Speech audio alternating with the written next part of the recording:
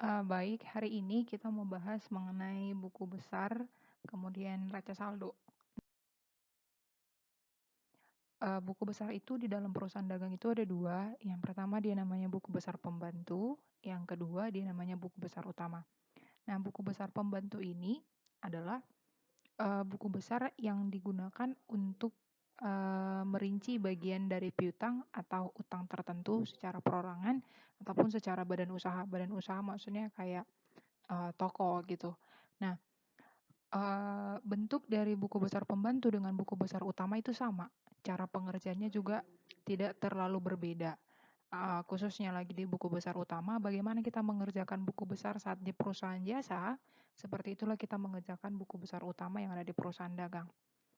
Nah, kita lihat jenis buku besar pembantu dalam perusahaan dagang itu yang pertama buku besar pembantu utang. Ini adalah buku besar untuk mencatat rincian utang perusahaan berdasarkan nama krediturnya.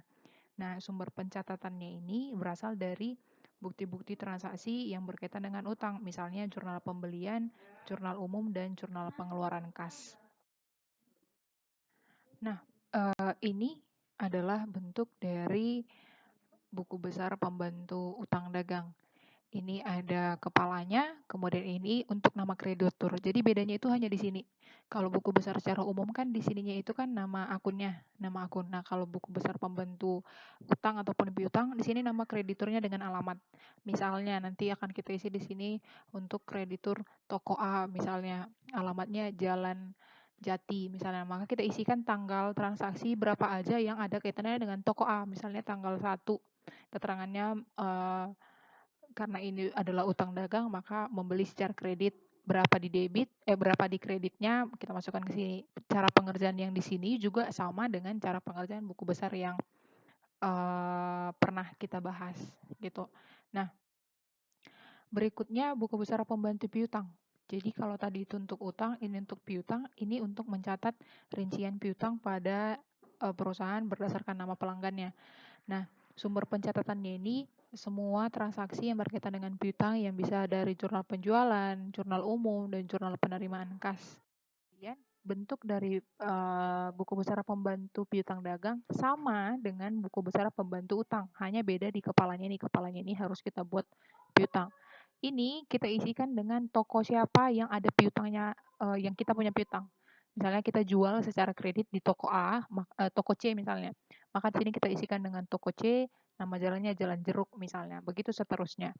Tanggalnya ini kita isikanlah dengan tanggal berapa aja yang ada kaitannya transaksi dengan toko C. Kemudian ini kita isi seperti biasa. Kalau misalnya piutang kan harusnya di debit, di sini 1.000, kemudian di kredit dilunasi 500, maka saldonya nanti akan jadi 500. Jadi nanti di akhir untuk buku besar pembantu piutang dengan utang akan di akhir akan bisa dilihat apakah utang kita masih ada di toko A atau apakah utang kita sudah lunas yang di toko B atau apakah toko C masih ada harta kita, toko C masih berutang sama kita atau sudah dilunasi, kalau sudah dilunasi kapan aja gitu. Nah, untuk buku besar umum ini bentuknya. Jadi kan tidak ada perbedaannya. Hanya di kepalanya ini aja. Yang ini. Ini untuk nama akun, ini untuk nomor akun. Kalau misalnya di perusahaannya itu ada 10 akun, berarti ada 10 buku besar yang mau kita buat di sini. Nah, Bu, tadi kan buku besar pembantu piutang dengan pembantu utang kan sudah ada. Apakah tetap harus ada kita bikin lagi buku besar pembantu utang? Tetap harus kita bikin buku besar pembantu utang. Karena apa? Di buku besar pembantu utang itu kan tidak dipisahkan ke perusahaan mana aja. Sementara buku besar pembantu utang itu kan sudah dipisahkan ke perusahaan mana aja kita punya utang. Berlaku prinsip yang sama untuk buku besar pembantu piutang. Nah, setelah buku besar, nah ini langkah-langkahnya sama seperti yang ada di perusahaan jasa. Kalau posisinya sama, debit dengan debit atau kredit dengan kredit, maka angkanya dijumlahkan. Kalau berbeda, maka angkanya kita kurangkan untuk mengisi saldo. Nah, neraca saldo, pengerjaannya sama seperti pengerjaan neraca saldo di perusahaan jasa. Jadi kita hanya mengisi, ambil nama akun dari setiap akun yang ada di buku besar, kemudian kita isi berapa saldonya, kita pindahkan saldo akhirnya itu kalau misalnya kas dia harusnya di debit, kalau misalnya piutang dia berapa, kemudian pembelian berapa dan lain sebagainya, dan jumlah debit dengan kredit itu harus sama.